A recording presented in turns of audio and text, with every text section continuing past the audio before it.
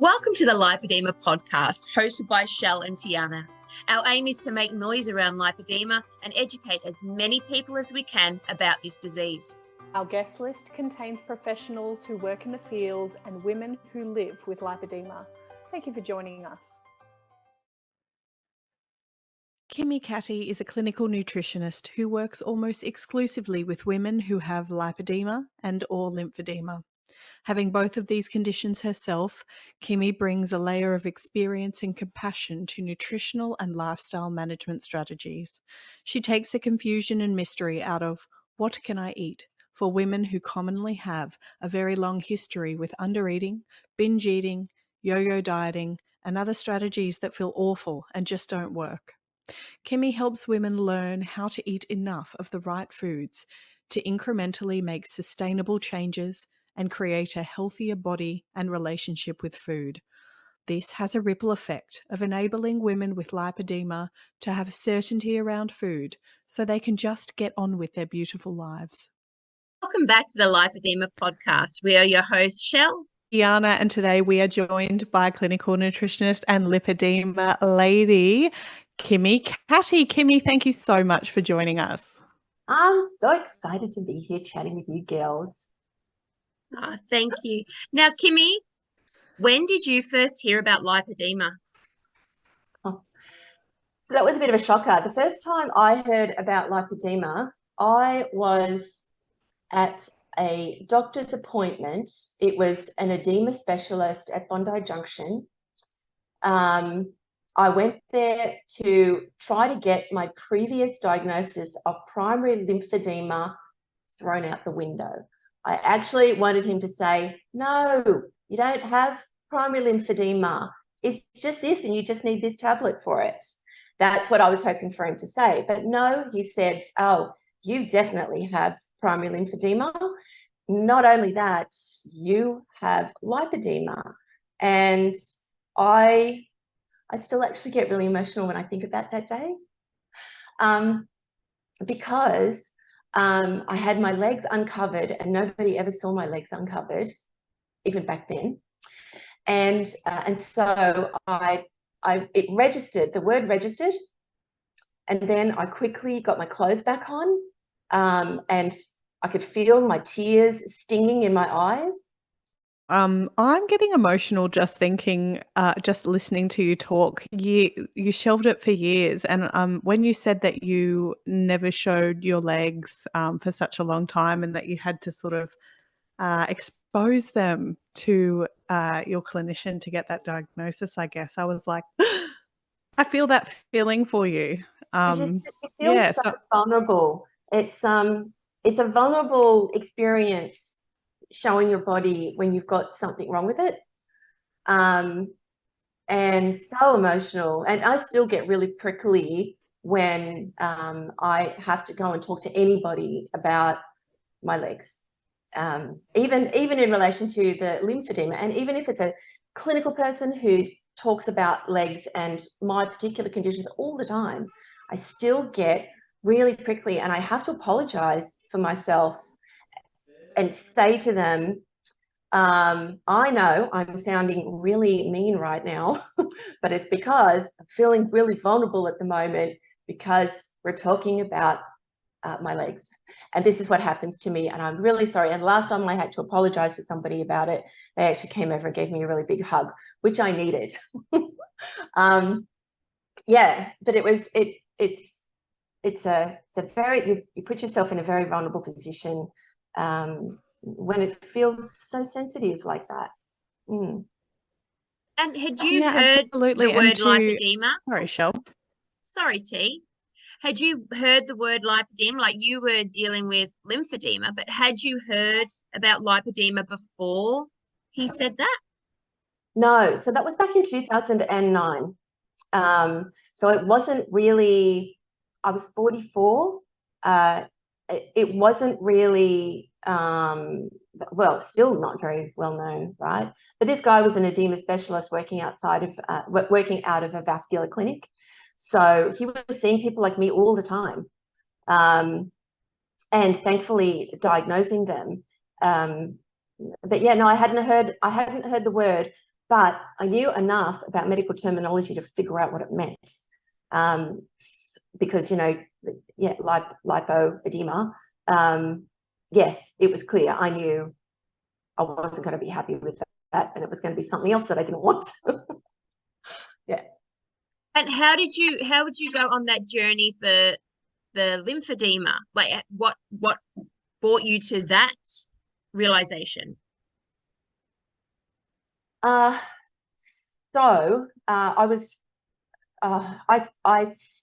started having clinical symptoms of lymphedema, and my lymphedema and lipedema are completely separate. Most people who have lipedema and lymphedema, it's because their lipedema has caused their lymphedema. But my lymphedema is congenital. I was born without some lymphatic vessels. So I just got the luck of the draw to get both conditions. But they're not associated with each other, although my lipedema does impact my lymphedema as well, of course. So I started experiencing symptoms of my lymphedema when I was 24. But everything, and it was, I'm trying to keep it concise so that I don't bore you with all the gory details. But it was a on and off situation. I would swell, it would go away, swell, it would go away, swell, it would go away. And then we decided to move to Finland, as you do. And we did 2 back-to-back long-haul flights. And you can imagine what that does to anybody who swells, and actually even to people who don't swell, right? It's a swelly situation. So my lymphedema had a massive flare-up, and that's when I knew I really needed to see a doctor and get a diagnosis. So we came back from Finland after our look-see visit to see if we did want to move there. And that was when I got my diagnosis of primary lymphedema. That was 16 years after I decided, after I'd started showing symptoms. And yeah, and I decided I did. So did you see other times where your lipedema progressed in this time? Like, you're dealing with these 2 related but not related conditions. Were there, Yeah. can you now, looking back, because you were 44 and you have children, you have a son? I have 3 sons. 3 sons, yeah. Yeah, they're all grown up and living their own beautiful lives now, which is great. But yeah, during my pregnancy, but it wasn't actually during my pregnancies that I noticed it so much, because I was so overwhelmed with morning sickness the entire time. So I noticed it between pregnancies though.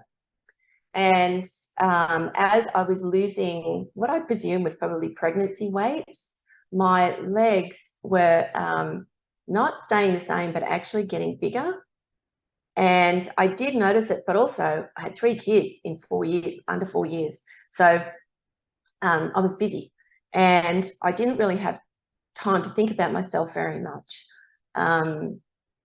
Yeah, so yes, I did notice that they were the periods in my life where I felt as though I noticed my legs were changing, didn't do anything about it, put it on the back burner. But I also noticed that my legs changed a lot during, when I look back now, my legs changed during some very stressful periods in my life, very stressful. And it was really, really noticeable that things were ramping up with my legs, almost with the amount of stress that I was under as well. And a lot of women with lipedema experience the same thing. Yeah, a couple of the conversations we've already had have been either puberty or times of stress, times of upheaval, like leaving home for the first time, going to university, like big trauma and big stressful times in life. So I guess, yeah, that's another one, as well as hormones that start that progression. I mean, hormones are like, so hormones, all hormones, like stress hormones, sex hormones, it's those fluctuations in those hormones that seem to drive progression. And you can't avoid your sex hormones, you can't avoid your stress hormones either. So what you've got to try to do is mitigate them, and as much as possible. And when I say mitigate, I mean putting some kind of buffer between the, so for example, stress and the effect that the stress hormones are going to have on your body. And also, you know, getting your sex hormones checked, get a doctor to look at your labs before you start playing around with any supplementary hormones, so that they know exactly what they're doing. But it's not, a lot of people think that lipedema is caused by estrogen dominance, and that's not the case at all. At least in my experience with all the labs that I read, definitely not the case. I wish it was. It'd make it so much easier if it was.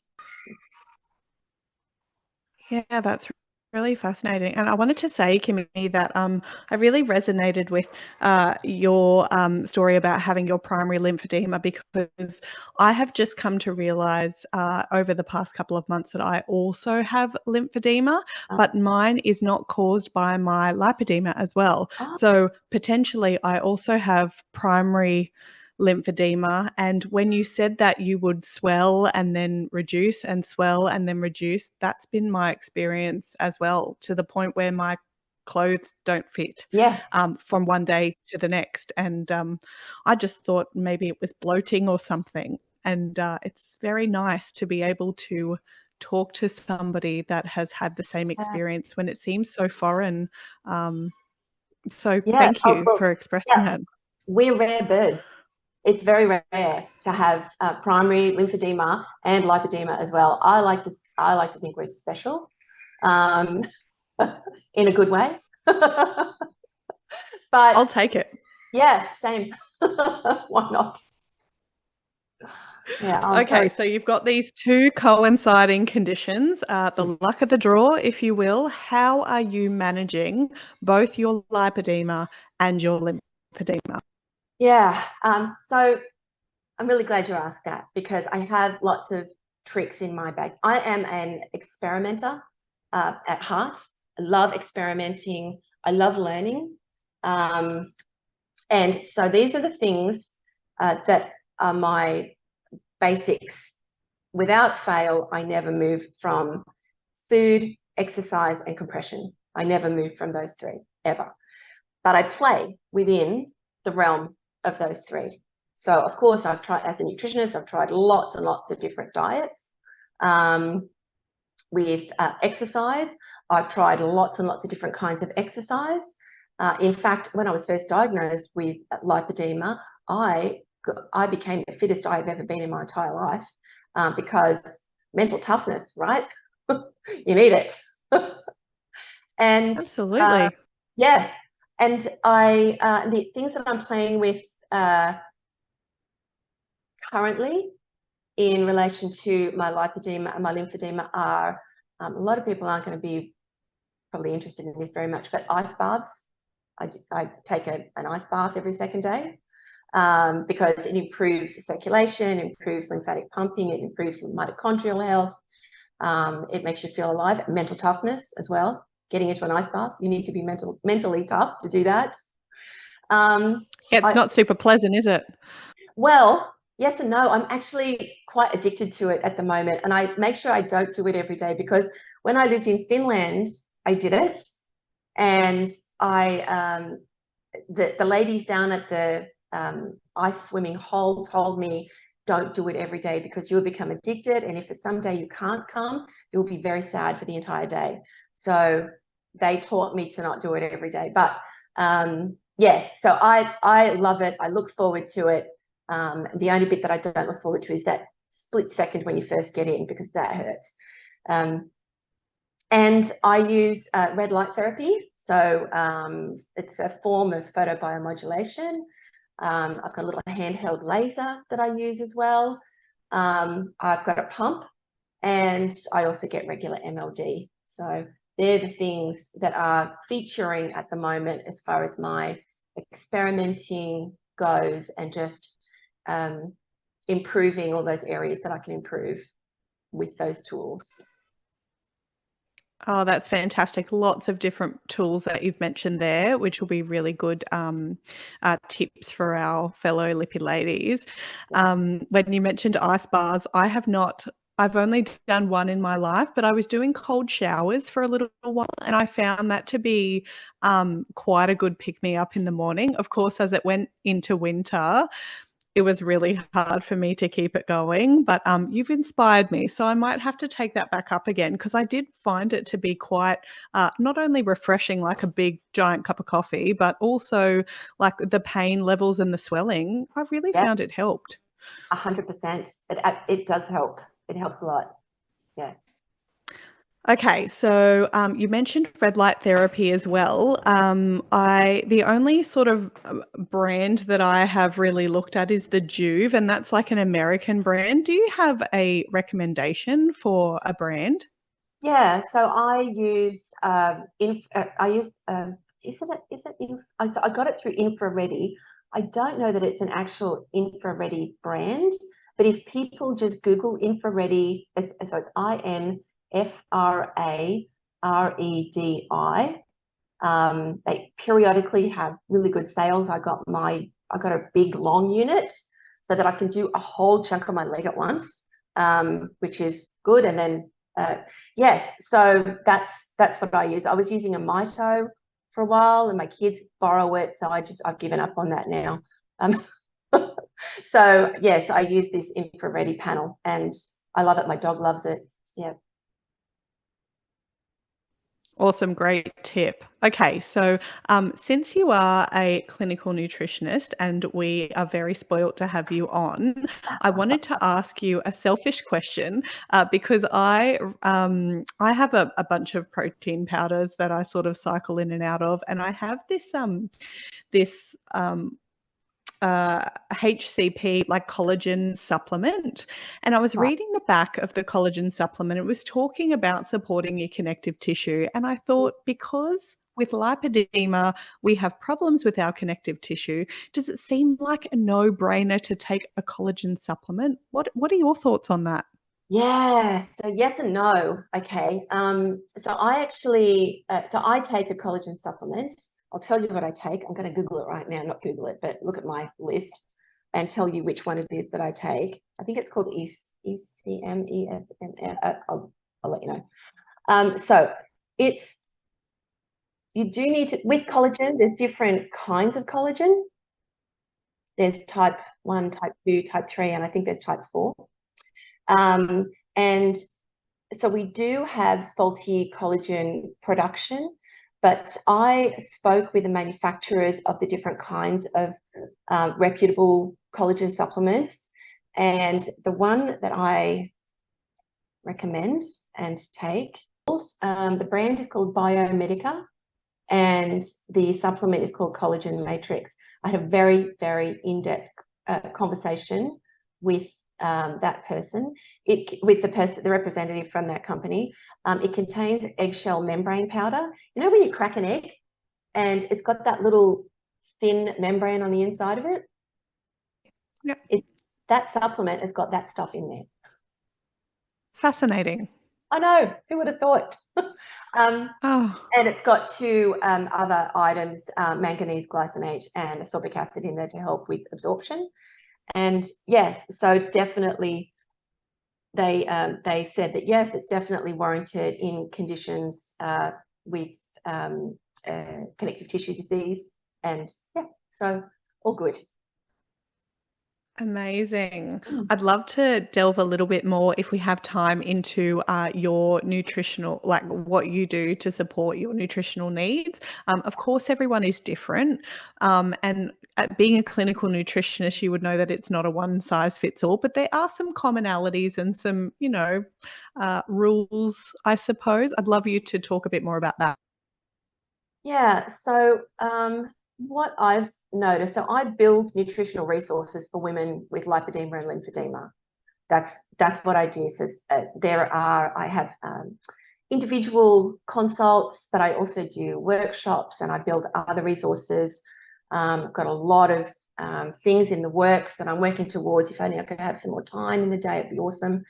But generally speaking, a lower carbohydrate, even going all the way to keto, a ketogenic diet, which is where we put the body into a situation where it's producing its own ketones. And it's only a ketogenic diet if we're making some ketones. It's not a ketogenic diet if we're just following a food list. A lot of people think, well, I'm doing keto, but they're just having half a teaspoon of sugar in their coffee, or they're just having one slice of bread with their breakfast. But it's still keto, right? But no, it's not actually, because your body won't be making ketones on foods like that. So anywhere from low carb all the way to keto seems to be the most common dietary protocol that works really, really well for women with lipedema. It's very dependent on food choices, good, clean, healthy food choices, low inflammatory foods. Lipedema and lymphedema are both very inflammatory health conditions. So one of the primary things we've got to be doing is kicking in as much anti-inflammatory stuff as possible. I mean, don't get me wrong, inflammation is healthy. We don't want to be canning out all the inflammation. We need inflammation systems in our body to stay alive and fight off problems, but we don't want to be staying in a chronic state of inflammation. And that's what we're trying to work with lipedema and lymphedema. So clean food choices, lower carbohydrate amounts, and also the big problem, my hardest job is getting people to eat enough food. Because with lipedema, most people, all our well-meaning friends and family and healthcare professionals tell us all to eat less, right? If we just ate less and went to the gym a little bit more, it would be fine. And you know what, for some people with bigger legs, that might be the problem, that might be the solution, but tends to not be the solution for people with lipedema. So eating enough food, it's the thing that women with lipedema have the most trouble with. And it's the thing that will really make a big difference in restoring that beautiful, robust metabolism that we all had when we were younger, to help everything chug along. But when we undereat, we destroy the metabolism bit by bit. We destroy our lean muscle tissue bit by bit, and we let the adipose tissue get a foothold and start taking up room where the muscle used to be. It displaces the muscle tissue. So we've got to fight to eat enough food. We've got to fight to keep our muscle, really keep our muscle, eat clean foods, and keep it lower on the carb side, and make sure that you don't, if I can give everybody just one tip, it would be go and Google what your BMR is. Just go BMR calculator, and you put your... That's the basal metabolic rate, is that right, Kimmi? Sorry? Basal metabolic rate, is that correct? Yes, but if you type in BMR calculator into Google, it will come up with a bunch of different calculators. Just any old one will work because they all use the same formula. You punch in your age, your height, your weight. It's sad that it doesn't ask you your weight, but you know what, just suck it up and do it. And your age, your height, your weight, and your gender. Punch in the information. It will tell you what your BMR is, the lowest part there. Don't eat underneath that. It'll tell you in calories, right? So if somebody's BMR is, say, 1400, I just actually created a little resource for this, but if your BMR is 1400, and that people talk about calorie deficit, and I'm all about calorie deficit as well, but you don't calculate it from your BMR. You calculate it from the energy that you're actually expending. So you need to eat a bit more than your basal metabolic rate in calories. If everyone would just do that, we don't have to have a fight about it. It'll be great. We could solve the world's problems. Well, at least that one. Very, very good. All right, so lower carb, closer to the keto if you can. Talk to me about that transition between like keto and something like carnivore, like the more extreme things, Yeah. and getting into ketosis by other means like intermittent fasting. We've got a few more minutes left, so can you? Yeah, it's quite broad. So a lot of women with lipedema are doing really well on a carnivore diet. My only issue tends to be with a carnivore diet is that people are too satiated on too little calories and they tend to undereat, which again, that's still a problem on a carnivore diet. The whole BMR calculation is still really important there as well. And it's really important if you're going to use a carnivore diet to make sure that you eat nose to tail. And a lot of people might not know what that means, but it just means, you know, you have a small amount of the organ meats as well, get plenty of the collagen-rich bone broths and foods like that. Don't steer towards the very lean version of a carnivore diet because that can create a lot of problems, even for people who don't have lipedema. It's an unhealthy protocol. What else did you ask me about? I didn't write it down. Carnivore and getting into ketosis through other means like intermittent fasting. Right. So you can get into ketosis through intermittent fasting, but I prefer to use another method, which is time-restricted eating. So a lot of people, when they do intermittent fasting, it's just cutting out a meal, which is taking out approximately a third of your calories. And if you're already under eating, that's a problem, right? Because it's just another way of driving down your calorie intake. That's a problem. So what I prefer to tell people to do, and I never, ever get anybody to do any kind of fasting. In the first 6 months of seeing me, I never put a person on a fasting protocol, ever. I need to stabilize their food intake first. But if we do decide to play around with a period of time where there's no food, it is going to be a time-restricted eating window where you still eat the same amount of calories, but in a shorter window of time. Does that make sense? Yeah, that's excellent. That's a really good differentiation, I think, because when I first started intermittent fasting, it was more of that eating less mentality. But then my natural state is to eat really large meals. I love to eat big amounts of food and eat to satiety. So it ended up being really a really good thing for me because I can eat to satiety 4 times a day. And of course, I'm going to put on weight because I'm going over my calories a lot. Or I could enjoy the morning and be productive and then really sit down and enjoy some really big, nutritious meals. And I know that that doesn't work for everybody. And the stress hormones are a big factor, which you mentioned earlier in the piece. I've got 2 more questions for you, Kimmi. Okay, so the first one is where can the lipedema community find you and find your you as a clinical nutritionist? Oh, okay. So my website is called, I just tried to make it easy for everybody. So it's www.kimmikatte, all one word. So it's KIMMIKATTE.com. That's it. I love it. There you go. We'll add it to Spotify comments down the bottom. Okay. Our very last question, Kimmi, which is one close to our hearts, is if you could go back and give your youngest self a pep talk, what would you tell her? Oh, how long have I got? You've got 3 minutes and 20 seconds. Okay. No pressure, no pressure. What would I tell her?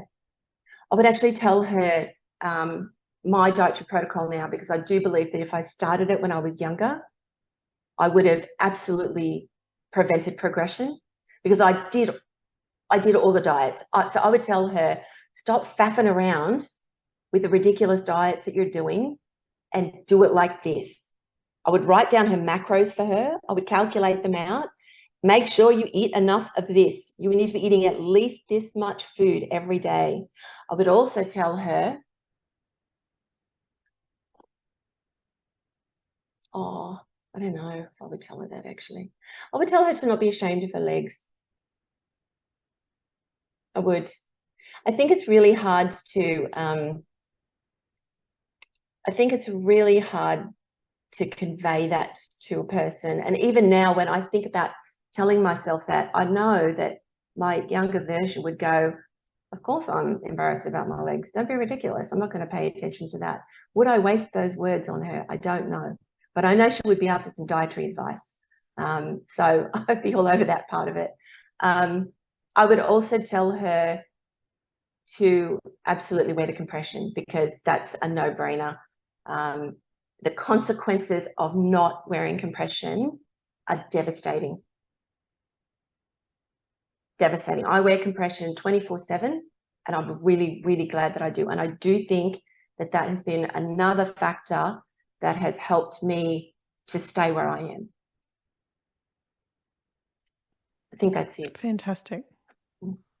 Yeah, fantastic. Look, I'm a compression advocate too, but I don't wear them 24/7. So that's really interesting that you say that, and that's definitely an option for our lipedema ladies. So yeah. There's some really great ones called Comfy Waves that you can wear at nighttime, and they're great for lymphedema as well. Great to wear in the pump. They get a lot more fluid out if you wear them in the pump. Yes, they're very, very good. And of course, just the daytime class 1 or class 2 flat nets, beautiful. Shell and I have both really enjoyed having you on. We'd love you to come back, because you have so many questions for you. You have so much to talk to you about. I hope you'll come back for another episode. Let me come back. We would love to have you back. Let's do it.